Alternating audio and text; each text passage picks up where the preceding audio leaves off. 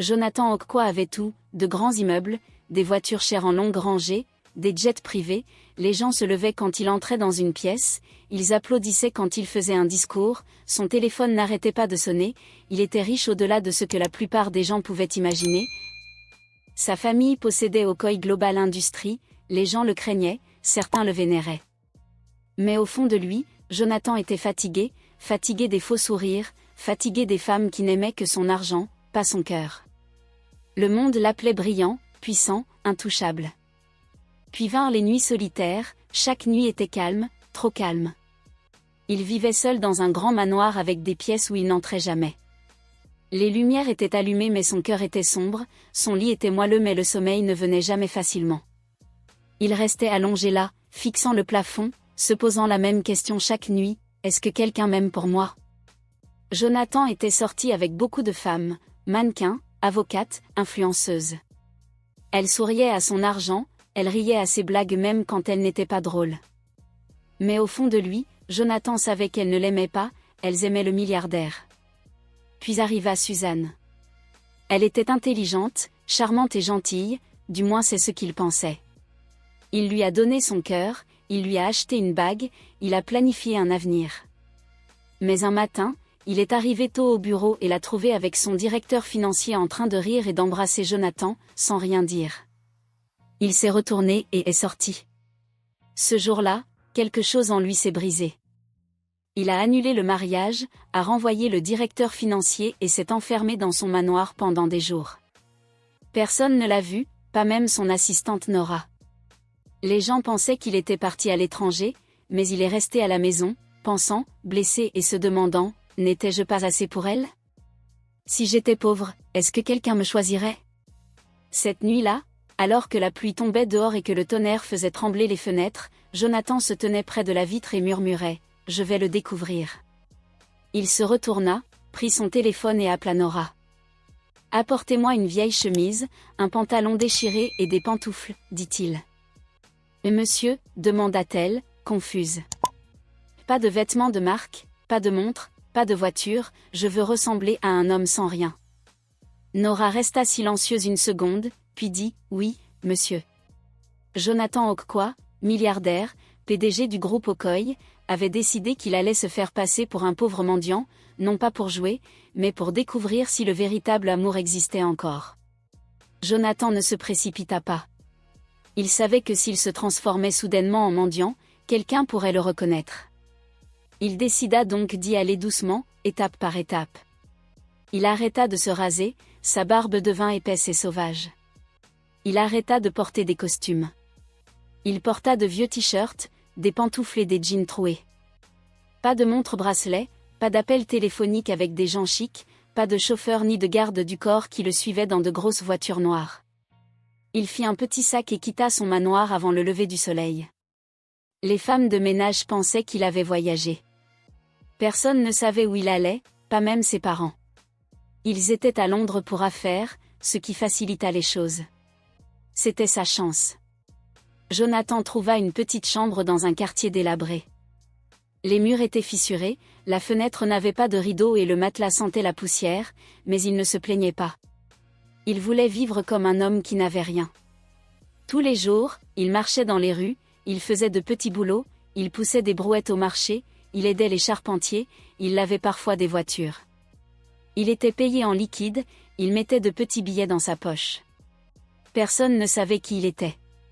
Pour la première fois depuis des années, il se sentait invisible, et étrangement, c'était agréable. La nuit, Jonathan était assis au bord de son vieux lit, regardant le calendrier déchiré sur le mur, pensant à sa vie, le vrai lui caché derrière l'argent et le pouvoir. C'était ce qu'il voulait. Une page blanche. Il ne parlait que lorsque c'était nécessaire. Il souriait aux passants. La plupart l'ignoraient. Quelques-uns hochaient la tête, d'autres le fixaient du regard, mais personne ne le reconnaissait. Il avait toujours été discret, même en tant que milliardaire. Il détestait les projecteurs qui jouaient en sa faveur. De retour en ville, Nora travaillait dans l'ombre. Elle faisait confiance à Jonathan, même si elle ne comprenait pas ce plan. Elle utilisait des applications de rencontres d'élite pour lui organiser des rendez-vous à l'aveugle.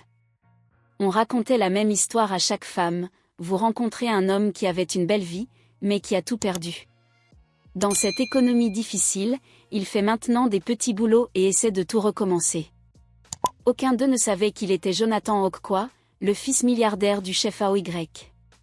Jonathan rencontrait chaque femme dans des restaurants bon marché ou au bord de la route. Des endroits simples avec des chaises en plastique, de la nourriture chaude et du papier aluminium. Il arrivait toujours tôt, s'asseyait la tête baissée et attendait. Bien sûr, Nora avait organisé une chose de plus, une sécurité discrète. Jonathan avait 2 gardes du corps qui le surveillaient à distance. Il ne portait pas de costume et ne parlait pas dans des écouteurs. Il se fondait dans le décor. Leurs yeux étaient toujours braqués sur lui, au cas où. Jonathan ne voulait pas d'ennui. Il voulait juste la vérité. Quelqu'un pouvait-il aimer un homme sans rien? Le test avait commencé. Le premier rendez-vous eut lieu un jeudi soir. Jonathan portait une chemise délavée et un jean. Ses cheveux étaient en bataille. Ses chaussures étaient poussiéreuses à force de marcher toute la journée. Il était assis à l'extérieur d'un petit buis qui servait du riz jollof et du suya. Le ciel devenait orange et l'air sentait les épices et la fumée. Elle arriva vêtue d'une robe rose vif, de talons qui claquaient sur le béton et de longs ongles qui scintillaient au soleil. Son nom était Tina et elle était une influenceuse de mode avec plus de 100 000 abonnés sur Instagram. Elle regarda autour d'elle une fois, vit Jonathan froncer les sourcils, puis regarda à nouveau comme si elle espérait que c'était une erreur. « C'est toi ?» demanda-t-elle. Jonathan sourit. « Oui, merci d'être venu. » Elle s'assit lentement, le visage déjà ridé de dégoût. « Et tu sais, j'ai cru à une blague » dit-elle en sortant son téléphone. « Tu m'as vraiment invité ici ?» Jonathan resta calme. « C'est calme, j'aime la nourriture. » Tina éclata de rire. « Je ne peux pas faire ça » dit-elle en attrapant son sac. « La prochaine fois, s'il te plaît, habille-toi comme un être humain, pas comme quelqu'un qui vient de se réveiller du caniveau. » Elle partit avant même que la serveuse n'apporte de l'eau. Jonathan resta assis en silence. Il attendit quelques minutes, paya tout et rentra chez lui dans le noir. Le deuxième rendez-vous était plus sérieux. Elle s'appelait Debbie, une avocate, vive, confiante, intelligente. Elle posait de bonnes questions, mais quelque chose clochait. Ils se rencontrèrent dans un restaurant au bord de la route où la soupe au poivre était servie dans des bols en acier. « Tu as dit que tu faisais du travail manuel ?» demanda-t-elle sans sourire. « Oui, quel genre de travail exactement ?»« Payé à la journée ou à la semaine, cela dépend du travail » répondit Jonathan. « Quel genre de maison fais-tu » Jonathan regarda sa petite chambre dans un immeuble partagé et dit doucement « Je vis maintenant ici. » Elle hocha la tête en sortant un cahier. « Avez-vous déjà été marié ? Combien de frères et sœurs as-tu ? Où habitent tes parents ? Que as-tu étudié ? Quel est ton nom de famille ? » Elle n'a pas mangé. Yeux pétillants, je me demandais, veux-tu venir avec moi et juste faire semblant d'être mon fiancé ? Jonathan m'a cligné des yeux. Elle a hoché lentement la tête. Je sais que c'est idiot, mais je préfère y aller avec quelqu'un que je connais, plutôt que de mentir à nouveau ou d'être moqué. Jonathan la regarda. Elle ne plaisantait pas. Elle n'avait pas honte de lui, malgré ses vêtements en lambeaux, ses pantoufles poussiéreuses et son vieux sweat à capuche. Elle lui demandait de se tenir à côté d'elle. Il sourit, le cœur battant doucement. Je serais honoré. Ariana et Jonathan se rendirent dans son village tôt samedi matin. Jonathan avait coupé un peu sa barbe et portait une chemise boutonnée simple avec un pantalon foncé. Il ne ressemblait plus à un mendiant, mais il ne portait rien de voyant non plus, juste quelque chose de simple, propre, respectueux. Alors qu'ils atteignaient la propriété familiale, des voix fortes, de la musique et des rires remplissaient l'air. La fête d'anniversaire de sa mère battait déjà son plein. Des chaises en plastique étaient éparpillées dans la cour, de la vapeur s'élevait des pots de riz jollof, et de la viande grésillait sur les grilles. À peine entrée, sa sœur aînée Linda les repéra. Elle portait une robe vert vif et des bijoux en or qui se balançaient pendant qu'elle marchait. Elle se tenait comme une reine. Linda était directrice de banque dans la grande ville et elle s'assurait que tout le monde le sache. Elle jeta un coup d'œil à Jonathan, de la tête aux pieds. Son nez se plissa. Laisse-lui, dit-elle en croisant les bras. L'Ariana, c'est ta fiancée? Ariana sourit, son bras doucement lié à celui de Jonathan. Oui, Linda, voici Jonathan. Linda ne sourit pas, ses yeux scrutèrent sa chemise simple, ses chaussures silencieuses et son regard calme. Tu ne pourrais pas trouver quelqu'un de plus sophistiqué, demanda-t-elle sarcastiquement. Ou du moins, quelqu'un qui n'avait pas l'air d'avoir emprunté ses vêtements à un chauffeur de bus. Jonathan ne répondit pas, il hocha simplement la tête respectueusement. Enchanté de te rencontrer. Linda ricana en entrant dans l'enceinte principale. Ariana murmura. Je suis désolée pour elle. Jonathan sourit. J'ai entendu pire. Plus tard dans l'après-midi, toute la famille était assise autour de la table. Les assiettes tintaient, les boissons coulaient à flot et les conversations bourdonnaient. Puis Jerry entra, grand, sombre et bruyant, l'ex d'Ariana. Il portait une chemise de créateur avec le logo du groupe Okoye sur la poitrine et marchait comme s'il était le maître des lieux. Il salua tout le monde avec un faux sourire et serra Ariana dans ses bras plus longtemps que nécessaire. Jonathan observa tranquillement. J'ai entendu dire que tu étais fiancé, dit Jerry en se tournant vers Jonathan. C'est lui? Ariana hocha la tête. Oui, c'est Jonathan. Et toi, que fais-tu ici? Jerry rit assez fort pour que la table l'entende. Eh bien, dit-il, d'après ce qu'il semble, le goût d'Ariana ne s'est pas amélioré. Et pour répondre à ta question, ta mère m'a invité. La table devint silencieuse. Jerry continua. Et tu sais, quand tu m'as quitté, je pensais que tu faisais une mise à niveau, mais on dirait que tu es passé d'un SUV à un vélo. Quelques personnes rirent nerveusement. Jonathan ne broncha pas, mais Ariana se pencha en avant. Je choisirais Jonathan plutôt que toi 100 fois, dit-elle clairement. Parce que contrairement à toi, ajouta-t-elle. Il me respecte et il ne trompe pas sa secrétaire pour ensuite mettre ça sur le compte du stress. Le visage de Jerry se raidit, mais avant qu'il ne puisse répondre, la mère d'Ariana s'éclaircit la gorge. Sa voix était ferme. Jonathan, dis-moi, dit-elle. Tu fais quoi exactement dans la vie? Jonathan sourit doucement. Je fais des petites choses ici et là. La mère d'Ariana n'était pas impressionnée. Alors, pas de travail, pas de terrain, pas de voiture, comment vas-tu t'occuper de ma fille? Maman, Ariana coupa. Je suis contente, n'est-ce pas ce qui compte? Sa mère fixa Jonathan du regard. Es-tu sûr de ne pas la manipuler? Tu te caches derrière des mots gentils parce que tu sais que tu n'as rien à offrir? Jonathan resta calme. Il ne se défendit pas. Il n'éleva pas la voix. Il baissa simplement les yeux et plia sa serviette. Ce soir-là, après le départ des invités et la lune basse, Jonathan sortit. Maison et un appel téléphonique discret, juste 4 mots. Nora, envoie-le demain. Le lendemain matin, le soleil se leva sur la propriété familiale d'Ariana. Tout le monde se rassembla dans la cour pour le petit déjeuner, riant, mangeant les restes de riz et partageant des histoires. Puis un grand bruit retentit à l'extérieur. Vroom. Le vrombissement profond d'un moteur de voiture fit tourner les têtes. Un élégant SUV noir s'arrêta, suivi de 2 autres véhicules. Tous 3 étaient d'une propreté éclatante, teintés et visiblement chers. Le conducteur en sortit, tenant un dossier rouge et une petite boîte. « Qui est la mère de mademoiselle Ariana ?» demanda-t-il. La mère d'Ariana s'avança, confuse. Il lui tendit une boîte. « Le fiancé de votre fille m'a demandé de livrer ceci. » À l'intérieur de la boîte, les clés d'une voiture flambant neuve. La foule haleta. « Attendez !» Quelqu'un cria. « Est-ce vrai ?» Avant que Jonathan ne puisse dire un mot, Jerry se tenait droit, souriant. « L'allez, maintenant, dit-il d'une voix forte en se tapotant la poitrine. Tu sais que je devais faire quelque chose de spécial pour la femme qui a élevé mon premier amour. » Les yeux se tournèrent vers lui. « Tu as acheté tout ça ?» Quelqu'un demanda à Jerry. Un clin d'œil. Responsable du groupe Okoye. Rappelle-toi, la vie a changé. Tout le monde applaudit. Les oncles d'Ariana trinquèrent. Linda les serra dans ses bras. Jerry, waouh, tu es trop.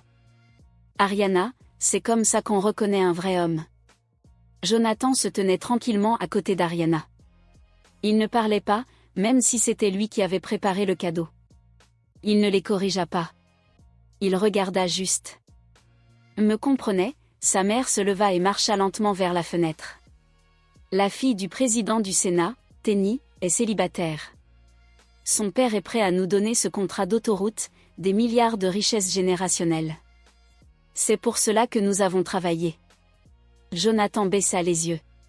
Son père parla enfin, je ne peux pas laisser les émotions détruire tout ce que nous avons construit. La voix de Jonathan était ferme. Mais nous ne sommes pas pauvres, nous avons assez d'argent pour plusieurs générations. Sa mère se tourna brusquement, oui, mais nous devons le protéger avec stratégie. Elle revint et se plaça devant lui. Tu veux tout jeter pour une fille qui coud des vêtements dans un atelier de menuiserie? Elle n'est pas juste une fille, c'est la femme qui m'a redonné la paix. Elle m'a fait croire à nouveau en l'amour, Jonathan, dit-elle fermement. Tu es l'héritier, le nom OY doit rester respecté. Pense à l'héritage, pense à l'entreprise. Il se tenait aussi droit que possible. J'y ai réfléchi, et je préfère tout perdre que perdre Ariana. Sa mère le regarda, les yeux écarquillés de colère. Alors, c'est ton choix. Elle prit un dossier sur la table. À partir de maintenant, si tu n'acceptes pas d'épouser Tenny, tu perds ton héritage, ton entreprise, tu partages ton siège au conseil d'administration. Les mains de Jonathan se crispèrent en point. Je me crois capable, et tu le sais aussi. Mes biens ne viennent pas tous des Yokoya, dit-il doucement. Je n'ai pas peur de recommencer. Le silence dans la pièce était bruyant, et la guerre entre l'amour et l'héritage avait vraiment commencé. Jonathan quitta le manoir ce jour-là avec le sentiment d'avoir été déchiré en deux. Il avait choisi l'amour, mais à quel prix? Son héritage, son entreprise, tout ce que son nom portait. Cette nuit-là, il s'assit avec Ariana dans son petit salon. Le ventilateur grinça au-dessus d'eux. Une seule ampoule vacilla doucement. Elle s'assit à côté de lui, silencieuse. Il pouvait voir la douleur dans ses yeux. « Tu n'es pas obligé de le dire, dit-elle doucement. Je sais ce que tes parents ont dit. » Jonathan se tourna vers elle. « Je me fiche de ce qu'ils disent. » « Mais Jonathan, murmura-t-elle, tu travailles pour cette entreprise depuis que tu as 20 ans. C'est ta vie, c'est ton nom. » Il lui tenait la main. « Tu es plus que tout ça. Je peux recommencer. J'ai beaucoup d'actifs et d'argent, je ne ferai pas faillite. » Ses yeux se sont remplis de larmes. « J'ai l'impression de t'éloigner de ton monde. »« Tu ne le es pas, dit-il. Tu m'en donnes un nouveau, un meilleur. » Mais au fond d'elle, Ariana souffrait. Elle voyait la pression, les regards des gens, les gros titres, les affaires qui s'effondraient. Elle ne voulait pas être la raison pour laquelle il avait perdu son poste de PDG du groupe Okoye. Le lendemain matin, Jonathan se réveilla et ne la trouva pas. Sa machine à coudre était immobile, sa pile de tissus intacte. Sur la table, il y avait un petit mot écrit d'une écriture douce et soignée. « Je t'aime de tout mon cœur, mais je préférerais te voir réussir plutôt que d'être la raison pour laquelle tu perds tout. Ariana. » Jonathan se tenait là, le mot tremblant dans ses mains. Il avait l'impression que le monde s'était effondré sous ses pieds. Les jours passèrent, puis vint le gala de la haute société. Il était organisé par les tours OYK, avec des lustres en or et des rideaux de soie. Presse et paparazzi partout. Tous les personnages importants étaient là, sénateurs, PDG, investisseurs étrangers. C'était censé être une soirée de pouvoir, une soirée pour annoncer les fiançailles de Jonathan avec Tenny, la fille du président du Sénat. Elle se tenait près de la scène, vêtue d'une robe scintillante, souriant sous les flashs des appareils photo. Jonathan arriva en retard, et tous les regards se tournèrent vers lui. Il entra, vêtu d'un costume noir uni, sans cravate, sans broche de créateur, juste calme et ferme dans sa démarche. Il se dirigea vers la scène et prit le micro. « Bonsoir à tous », commença-t-il. « Silence, je sais que cette soirée était destinée à une annonce, et il y en a une. Les gens se penchèrent en avant. Il regarda autour de lui puis dit clairement. Je ne veux pas d'une reine de la politique. Je veux une reine avec un cœur, la reine de mon cœur. Quelques halètements. Tenny cligna des yeux, confuse. Mes parents m'ont donné un ultimatum. Il marqua une pause. J'ai choisi l'amour. Il regarda droit dans la foule, la voix ferme. Si vous ne pouvez pas accepter la femme qui m'a donné de l'espoir quand j'étais perdu, qui m'a fait voir le bien chez les gens, alors je démissionnerai de mon poste de PDG ce soir. Si je ne peux pas diriger avec mon propre cœur, alors je n'ai pas le droit de diriger. Tous les halètements se transformèrent en murmures. Les gens échangèrent des regards stupéfaits. Il descendit de scène et sortit dans la nuit, la tête haute, le cœur ouvert. Pendant ce temps, loin de là, Ariana était assise tranquillement au bord de son lit, ses doigts tremblant légèrement tandis qu'elle tenait la petite bandelette de teste blanche. 2 lignes roses. Elle les fixait encore et encore. Des larmes coulaient sur ses joues, silencieuses et douces, non pas de peur, mais du poids de l'amour et de la confusion, lourdes dans son cœur. Elle était enceinte. Cela faisait 2 semaines qu'elle avait quitté Jonathan. Elle n'avait pas répondu à ses appels, n'avait pas ouvert ses messages. Elle avait changé de ville, déménagé chez un vieil ami et commencé à enseigner dans une petite école communautaire. Chaque jour, elle se disait « C'est mieux comme ça. Il a assez de pression. Il mérite de voler sans se soucier de moi. J'élèverai cet enfant seul, tranquillement, avec amour. » Elle se frottait doucement le ventre en murmurant. « Et tu n'es pas seule, d'accord, maman est là. » Mais certaines nuits, elle tenait son oreiller et pleurait en silence parce qu'il lui manquait terriblement.